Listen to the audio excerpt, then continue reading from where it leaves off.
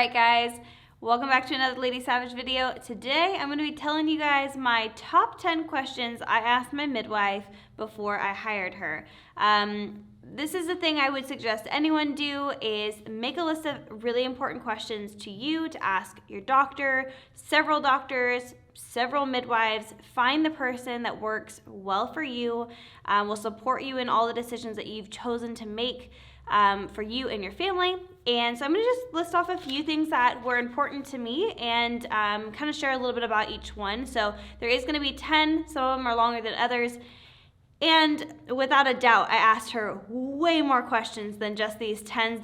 But these were just some of my top questions. So, do you support my lifestyle?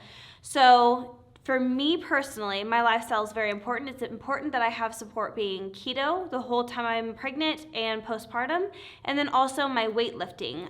There's a lot of people that question weightlifting when pregnant, and I did not want someone to question me because I just feel like you will naturally know and naturally adjust, and my midwife is nothing but supportive of my workouts, and if anything, she's encouraging me to keep up with what I've been doing and not to slack on any aspect of things. So she's super supportive of keto, super supportive of my weight training and exercise and all of that. So that's the question. That was question number 1. Question number 2, what are my options for opting out? So I'm huge on advocating for yourself, advocating for your health care, your family, all of that. So it's really, really important to me that I got the things that I wanted and didn't have to do the things I didn't want to. Some of the things being like the glucose test. I did not want to have to take the glucose test.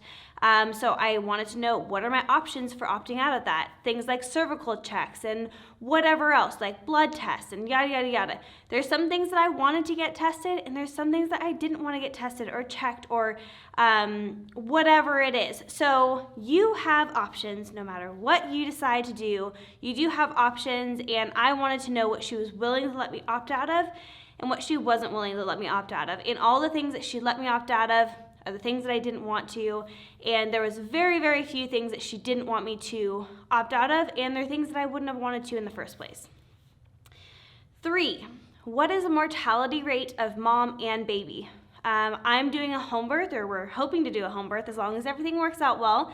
And so that was really important to me. How many home births have you had successfully? Have you had any moms pass away? Have you had any babies pass away? Luckily for me, my midwife, over the 20 years that she's been doing this, has never lost a mom or a baby. That was a really, really big thing for me, and they have to be honest, and you can actually look these things up yourself. But you also want to know maybe why that situation happened, and not judge them for maybe they did lose a mom or maybe they did lose a baby, but what was the reasoning and how could we have avoided that? Have we avoided that since? So on and so forth. So that's a really, really important question to ask any doctor or midwife. What is your episiotomy rate? I really didn't want that unless it was absolutely necessary. That is something that I didn't really want. That was something that she also supported. She said, we will not do anything unless it's an absolute emergency. So episiotomy is the cut that they do if they feel you need a little bit more space for the baby to exit. They will actually cut you rather than letting you tear naturally. And in some cases, this can cause a lot more issues than it can be helpful. So that was important to me. What is done to my baby at birth? So if you don't know these things, like when your baby is born, they cut the umbilical cord, they give them a vitamin K shot, they give them a hepatitis B shot, they give them the erythromycin ointment on their eyes. There's a lot of different things that is happening to your baby as soon as it's born. I wanted to know, since I was having a home birth, what is going to happen to my baby during that time? What do I need to go in for? What can I opt out of? What are my options? There's different options for vitamin K. Some people do the shot, some people do the drops orally, some people don't give it to them at all. The eye ointment, what are the reasonings that my baby would need this? Do I need to have that? Can I avoid giving it to them at all? So it's important to know those things, what your doctor is willing to support you in and what they're not willing to support you in. Okay, so who will be at the delivery? who will be delivering my baby, and also things just like if there's something that you want, like certain positions that you want to stand or sit in. Mine was water birth. I wanted to know if she allowed for me to have a water birth. So for mine personally, my midwife is there, and generally speaking, they always have an assistant of some sort. Funny enough, mine actually has the other midwife that I interviewed. She's going to be there as the second midwife. So that is super cool. I love them both. They're both amazing. And then who's going to deliver? She will gladly deliver the baby. I can deliver the baby myself, or the dad can deliver. So in our situation, we really want Robert to deliver. And then, the water birth, finding out if you can sit, stand, lay, do whatever in whatever positions you want. A lot of times hospitals have restrictions on this, but even in the hospital, they have their restrictions, but it doesn't mean that you can't do these things. So talking to your doctor about what your options are, if they have a birthing suite or something like that that you can use to fill in that space.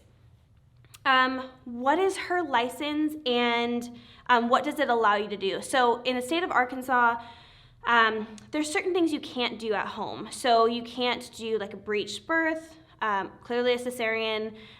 You can't deliver twins at home, things like that with a midwife at home. So I wanted to know, with her license, what would it allow me to do? And what happens if I want to make sure that's not one of my questions.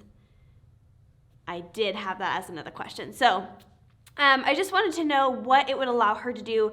Will she be able to do all of my labs? Will I have to go somewhere else? What is she licensed in? And mine actually went to midwifery school and then extended her her education as well. So she's actually allowed to do a lot more things than some other people are. And you can also, like in the state of Arkansas, you can get unlicensed midwives who are not responsible if something were to happen. Say you wanted to give birth breech at home, just as an example. My midwife could not legally actually do that, but I could go get an unlicensed midwife, and that's completely up to the individual. But those are things that you want to know. If I'm breech, what hospital are we going to go to? How are you going to prepare me for this? What are you allowed to do? What are you not allowed to do? Things like delayed cord clamping and placenta encapsulation, things like that. If those are things that you want, those are questions that you want to ask. I've always, forever, will stand by delayed cord clamping. I think a lot of doctors and hospitals are finally doing a lot more of that. I think that's super important. Some people want their placenta encapsulated, some people do not. What do you do with the placenta once it's removed from my body? Those are important questions to ask. What do you do with this tissue? So on. So those are important things to make sure that you're aware of. Number 9, hospital transfers and what happens if I go over my due date. So going over my due date would be going over 40 weeks.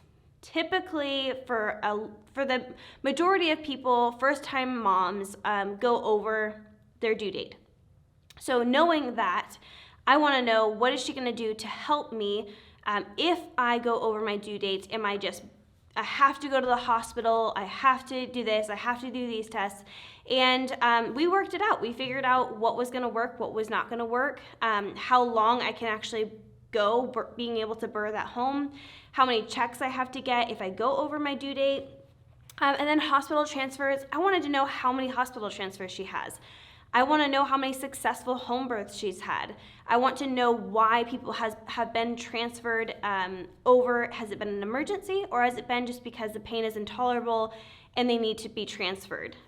Things like that. It's very, very, very important that you understand how far they're willing to take things and how far they are not willing to sacrifice your safety. So I think just finding that you can trust them and what they're saying to you is really a key point there. My last one is, what does prenatal and postnatal care look like? So prenatal for me is like, how many appointments do I have? How frequently do you see me? What do you do at my appointments? The average U.S. OBGYN that sees their patient spends a total of, I think it was 8 minutes with their patients. 8 minutes every time you go in there. That is the average amount of time you're actually spending with your doctor.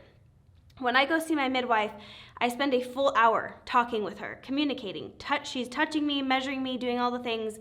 A full hour. And that is a huge difference from someone who is spending 8 minutes with you. And granted, there's going to be doctors who spend 30 minutes with you, or 20 minutes with you, or 5 minutes with you.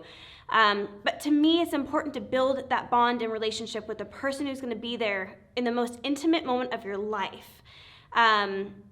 It's important to build that bond. So for me, I wanted to know what those appointments were going to look like. How frequently am I going to see you? Am I going to see you more frequently later in the pregnancy? And then what does postpartum care look like? I'm going to be a new mom. I'm not going to understand a lot of the things that are going on with my body. Will you come check on me? Do I have to come see you? Do you help with breastfeeding? Do you hook me up with a breastfeeding consultation? Just things like that. It's very important to know where you're going to get your support before and after birth. Specifically after birth, because everyone's excited to see the baby and they're not thinking about what's happening to mom and her body and the process of healing and all of that after the baby comes. You need to have that person that you can go to and ask the questions and have concerns towards. And the wonderful thing about my midwife is I can literally text her at any point of any day and say, hey, this doesn't feel right. Hey, this is not, I don't love this, or I'm having a great day, or whatever it is. I can email her, text her, call her, whatever. And for me, that's very important. Now, I don't bother her all the time, but maybe closer to birth, I'm going to have questions, or maybe after birth, I'll have more questions and want to know that I have that support. So for me, those were the top 10 topics that I thought were super important that I wanted to make sure I asked her, and in those answers, I will find the right person. And the other woman that I interviewed, absolutely loved her as well. They just had different personalities, and they're both gonna be there anyway. So I'm super excited about that. I think that's awesome. So it's important to advocate for yourself. It's important to know what you want. It's kind of eye-opening to see how many people actually are unaware of all the different things that happen or are required or actually not required, but they just do them to you anyways. I think it's super important to look into all of this. It's something I'm super passionate about. If you guys have more questions or concerns or want to know more of the things that I chose personally, let me know. Comment in the comments, email me, whatever. I'm an open book. Happy to help and help to promote education in this area of life that is just wildly amazing. So that's it for today's video, and I'll talk to you guys later.